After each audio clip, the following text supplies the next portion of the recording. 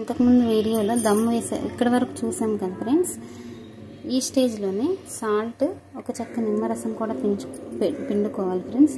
Salt సరిపోయిందో లేదో check చేసుకుని దమ్ వేసుకుందాం ఫ్రెండ్స్.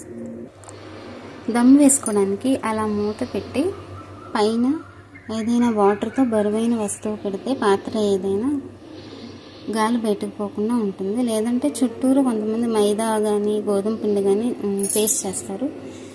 అంత ప్రాసెస్ లేకుండా సింపుల్గా ఇలా చేసుకోవచ్చు.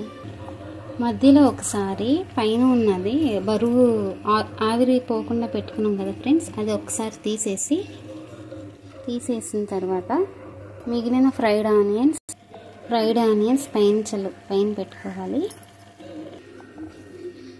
ఆ తర్వాత ఇవి ఆకులు, వీటిని ఏమంటారు, కరివేపాకు, పుదీనా ఆకులు కూడా పైన పెట్టుకోవాలి.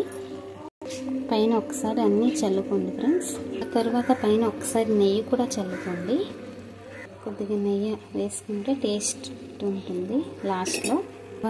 ఆ తర్వాత మూత పెట్టి మరొక్కసారి దమ్ వేసుకోండి. ఒక 10 minutes అలా, ఇంకొంచెం టైం పడుతుంది. అంతే friends, chicken dum biryani ready అయిపోయింది. ఎంతో గుమగుమలాడే chicken dum biryani ready. Thank you friends.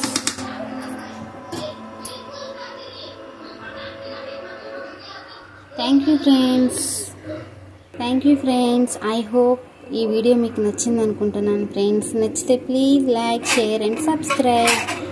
ఎంతో టేస్టీగా ఉండే చికెన్ దమ్ బిర్యానీ, గుమగుమలాడే దమ్ బిర్యానీ రెడీ.